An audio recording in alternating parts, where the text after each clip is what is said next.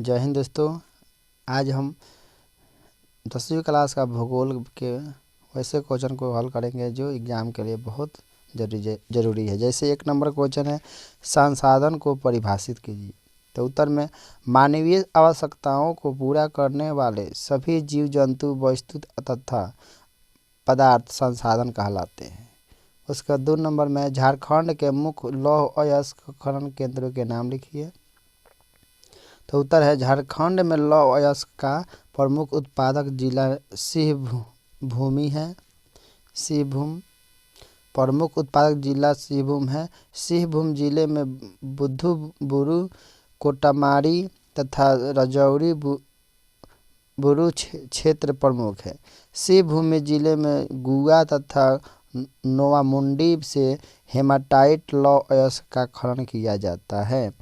उसके बाद 3 नंबर में क्वेश्चन है, बिहार में वन संपदा की वर्तमान स्थिति का वर्णन कीजिए। तो इसका उत्तर है बिहार विभाजन के बाद बिहार में वनों की स्थिति दयनीय हो गई है।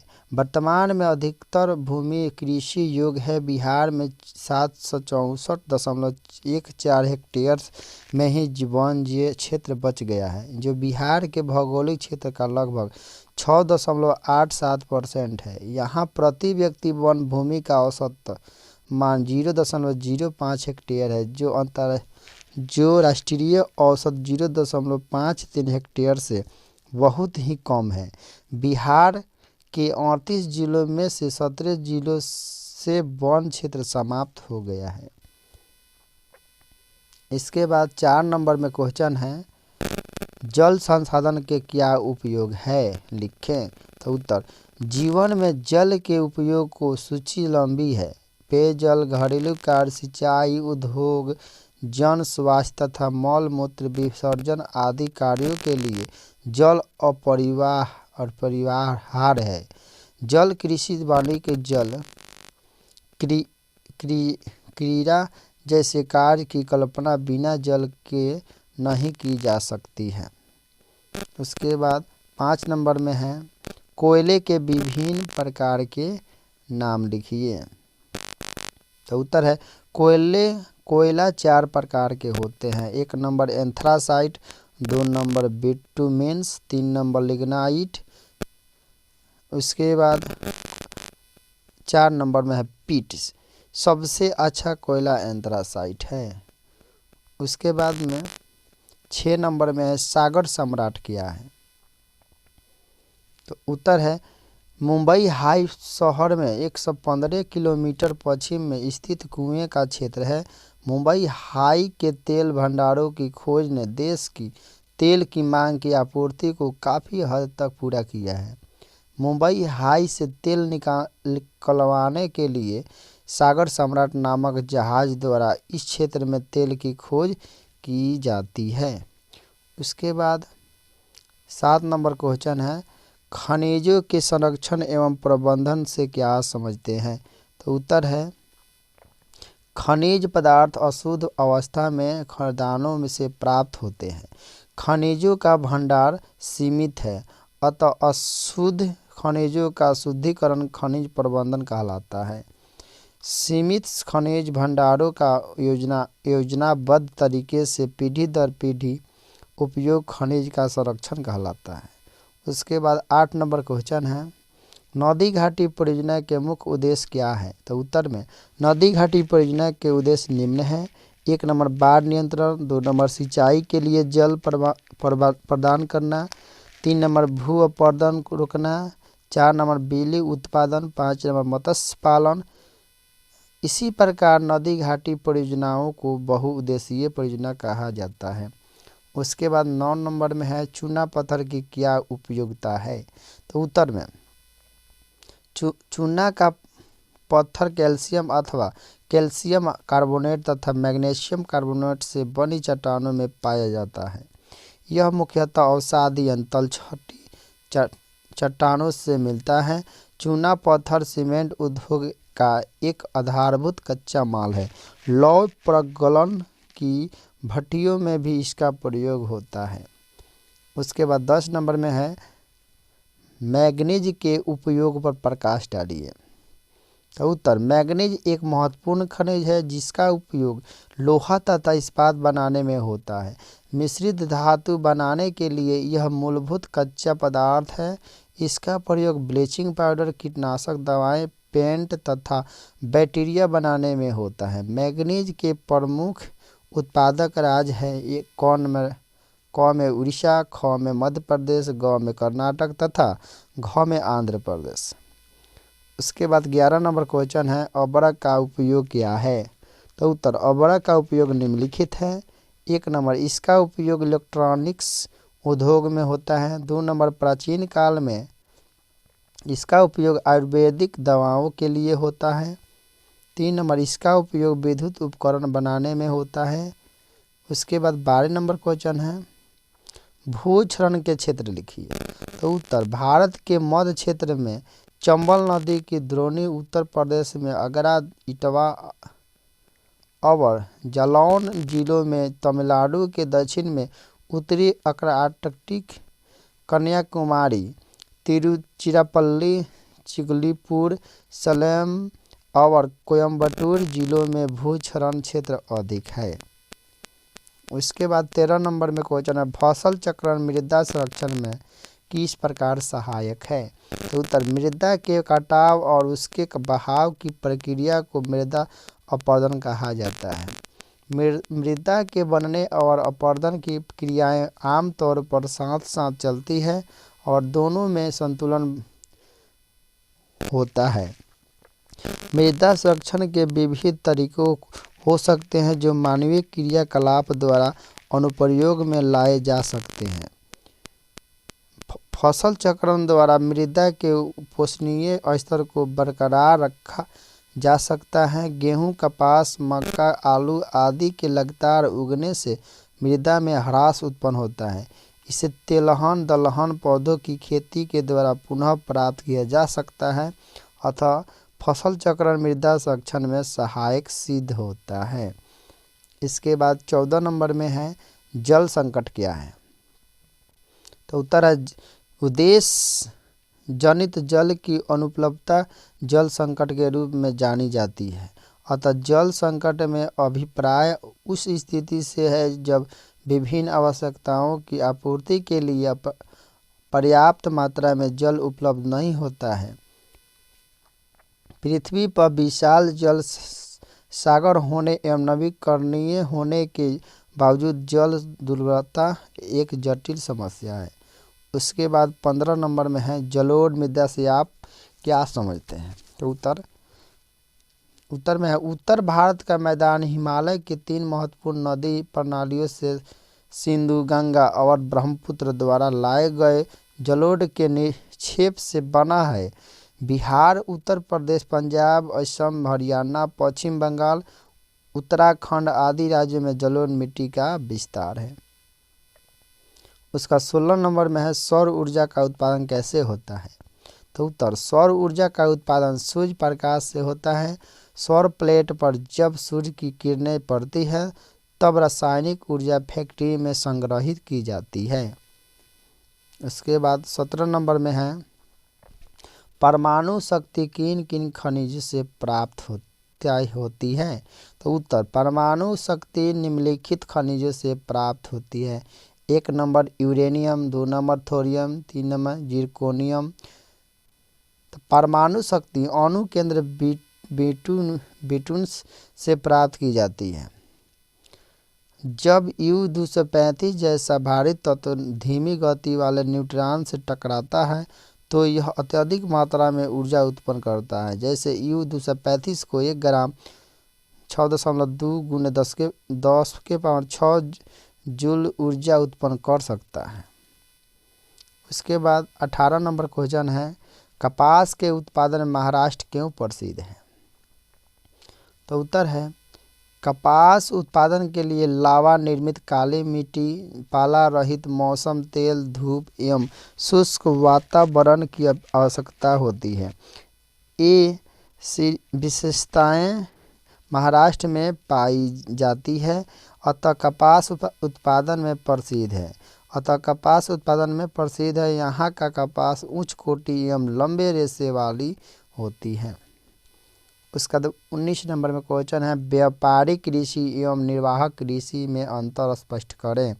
तो उत्तर, व्यापारिक कृषि में खेती और आर्थिक लाभ कमाने के उद्देश्य से की जाती है। इसमें पूंजी एवं तकनीक में खर्च की जाती है ताकि अधिकाधिक उत्पादन हो।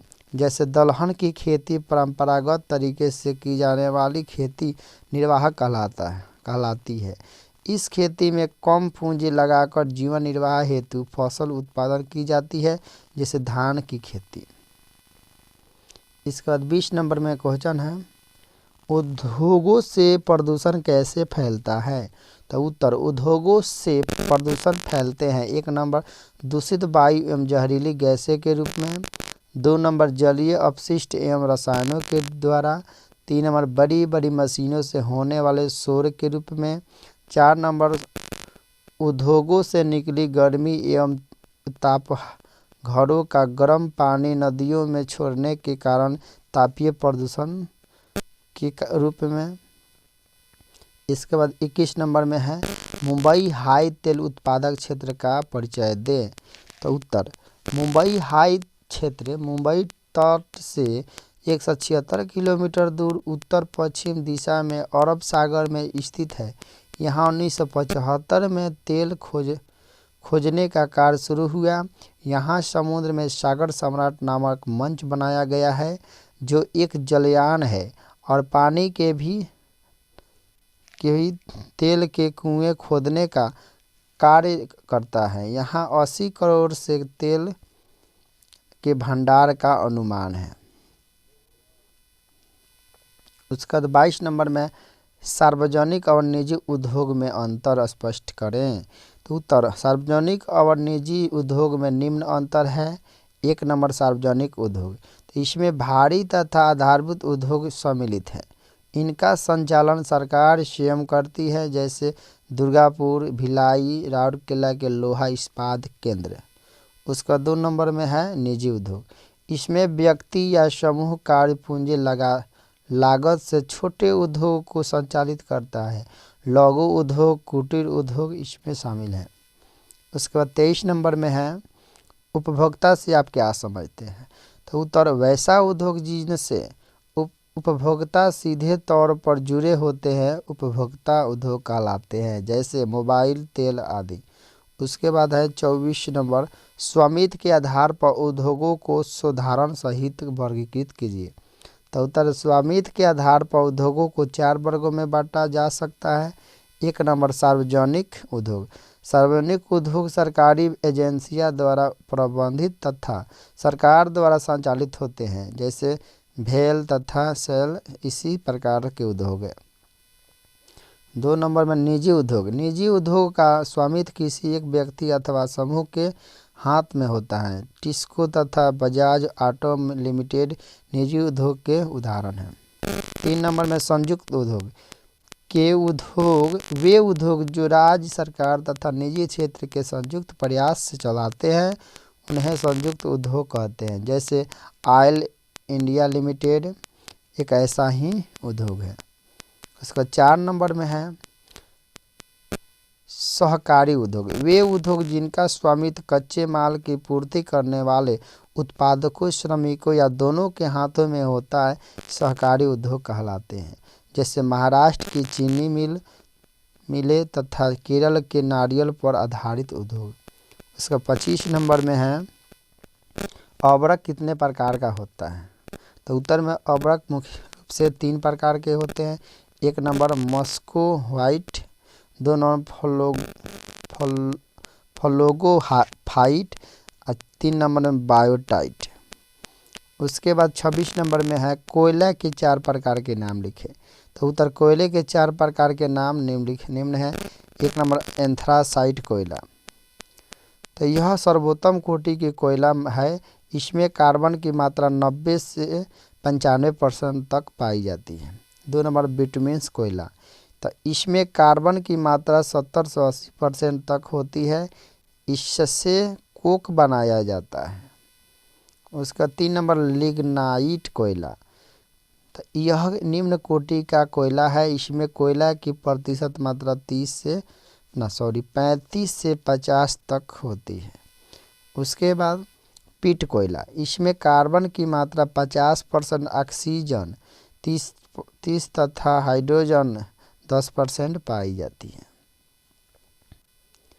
उसके बाद 27 नंबर क्वेश्चन, बिहार के किस भाग में सिंचाई की आवश्यकता है और क्यों? तो उत्तर है बिहार की कृषि मानसून पर निर्भर है। बाढ़ और सुखाड़ यहाँ के नियमित है। यहाँ सिंचाई की समुचित व्यवस्था नहीं है। यहाँ सकल भूमि के मात्र 40% पर ही सिंचाई हो जाती है। शेष भाग सिंचाई से वंचित रह जाता है। अतः बिहार में सभी भागों में सिंचाई की आवश्यकता है। उसके बाद 28 नंबर है, तल चिन्ह और स्थानिक ऊंचाई क्या है? तो उत्तर तल चिन्ह स्थलाकृतियों को प्रदर्शित करने की एक गणितीय विधि है जिसके द्वारा भवनों, पुलों, खंभों, पत्थरों जैसे अस्थायी वस्तुओं की समुद्री तल से ऊंचाई मापी जाती है। स्थानिक ऊंचाई विधि की स्थलाकृति को प्रदर्शन करने के एक गणितीय विधि है। तल चिन्ह की सहायता से किसी स्थान विशेष की मापी गई ऊंचाइयों को स्थानिक ऊंचाई कहा जाता है। उसके बाद है समोच्च रेखा से आप क्या समझते हैं? तो उत्तर है समोच्च रेखाओं की सहायता से ऊंचावच प्रदर्शन की विधि को सर्वश्रेष्ठ माना गया है। यह एक मानक विधि है। वस्तुतः किसी धरातल पर समुद्र तल से समान ऊंचाई वाले स्थानों को मिलाने वाली काल्पनिक रेखाओं को समोच्च रेखा कहते हैं। इसके बाद 30 नंबर में गंगा किनारे स्थित महत्वपूर्ण औद्योगिक केंद्रों का उल्लेख कीजिए। तो उत्तर में गंगा नदी के दोनों ओर तटीय जिलों में दलहन का अधिक उत्पादन होता है, इसलिए यहाँ दलहन की छोटी मिलें विकसित हैं। इसमें बाढ़, मोकामा, बरबीघा, शेखपुरा, पटना, बिहार शरीफ प्रमुख है। पटना में गेहूं से आटा, मैदा, सूजी एवं दलिया बनाने की कारखाने हैं। पटना में अनेक तेल मिलें हैं। यहाँ तीसी, राई, सरसों, सूरजमुखी से तेल निकालते जाते हैं। बस इतना ही से इसमें क्वेश्चन है। आप लोग इसको पूरा से देखिए और याद करके जाइए, एग्जाम के लिए बहुत ही महत्वपूर्ण है। Have a nice day.